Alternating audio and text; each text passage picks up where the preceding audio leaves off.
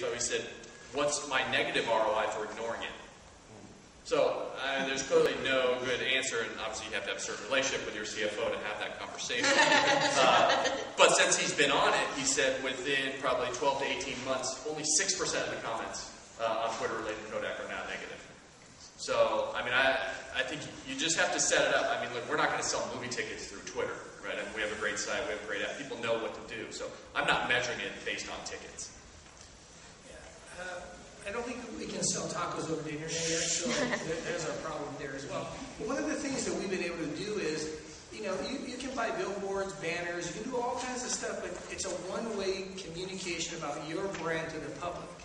What the social media allows you to do is have the feedback. And that's what we've been really good at. There's a guy back there wearing white sunglasses who just walked in. That's our internet guru right there. That's Ed. At one point, before Facebook took over, we were able to send a message out to the entire database because he was the #2 guy in the entire space in the world.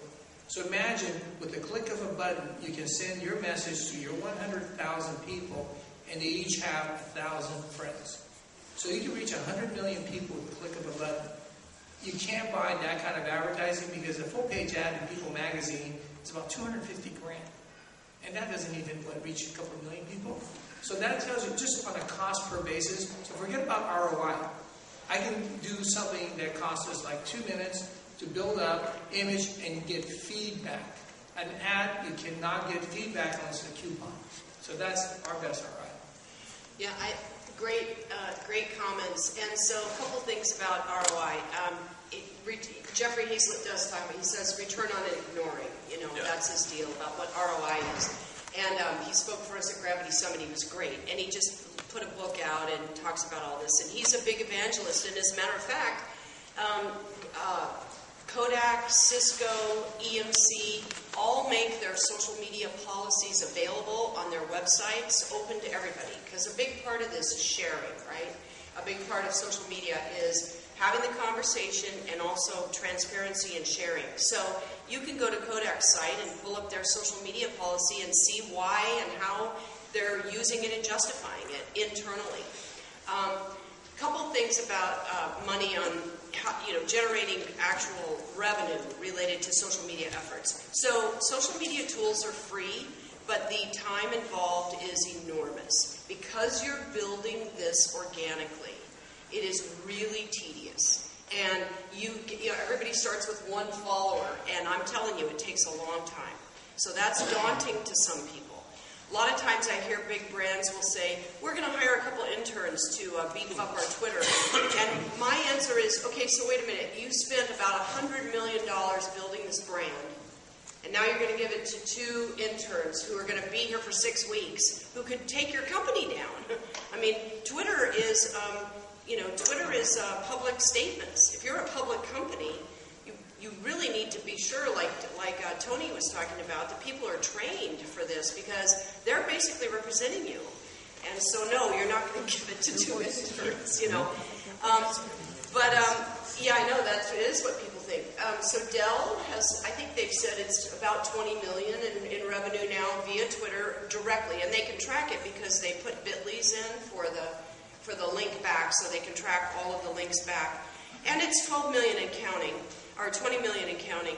Avaya, the switching technology company, has a great story about one tweet that turned into a $250,000 sale, and they've got a whole diagram about how that happened.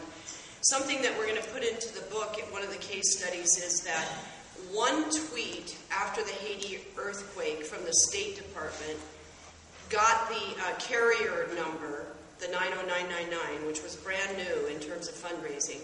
So one tweet turned into $33 million in donations. That is we're going to diagram that and link it back, but it's absolutely a fact.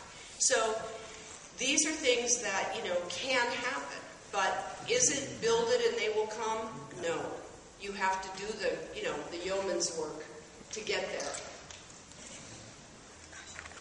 See a question in the back there? Yeah, can I go back to something you guys were talking about a minute ago, which was and maybe for Mr. Lamb's session, you were talking about all these Foursquare, you were talking about MySpace, and a few years before felt was, well, maybe I was a little bit late getting to Facebook. As more of these social networking sites come up and are being started, how do you guys determine which are the ones that you should get on, which are the ones that it's okay to ignore, so you don't necessarily miss that wave? I mean, I don't know if there's an answer, but what methods do you use to try to decide what you want to go on and what's important for your business? Well, Andy over there, can you fit in another minute into the minute that we don't have?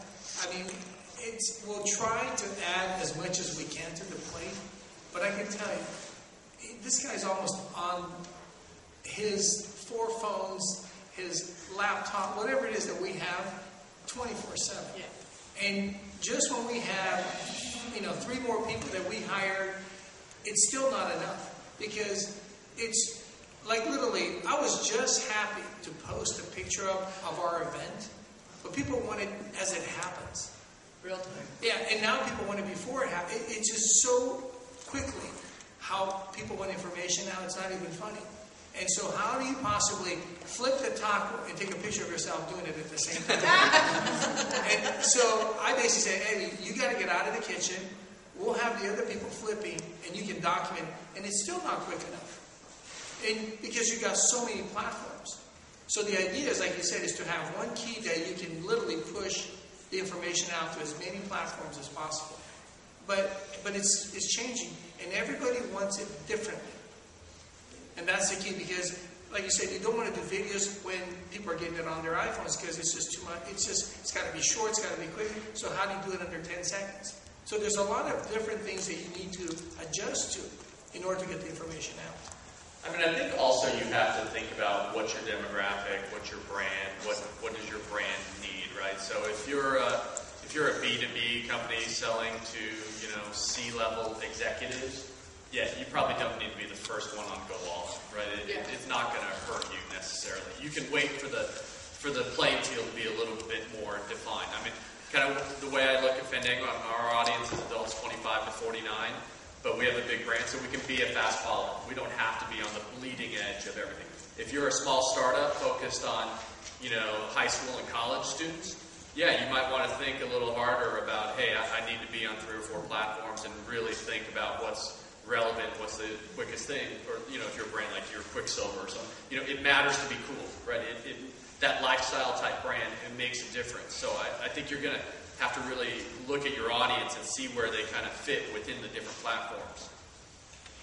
Yeah, I kind of talk about the big 4, right? So this can change and there's a million others, but so blogging, blogs are now like websites, right? So blogs are interactive and dynamic, so don't discount what that platform can give you, not necessarily what you're going to be a blogger all of a sudden, but that you have a dynamic platform. So blogs, LinkedIn, Twitter, and Facebook. That's kind of the big 4, okay? And then add mobile on top of that as a distribution platform, because you are going to purpose your content differently for the different platforms. There's a whole bunch of other places to be and go and be a part of.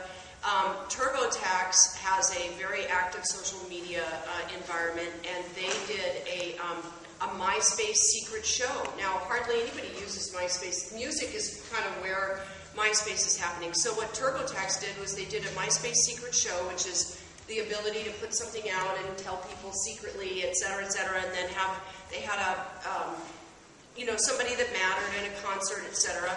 And you think TurboTax, that's like a boring brand, and who cares about taxes? Their business model is we want people, first-time taxpayers, so that they stay with us through the life.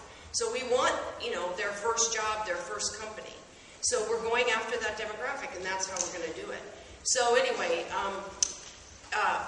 blogs, Facebook, Twitter, and LinkedIn are pretty much where you can spend a lot of time and get a lot done.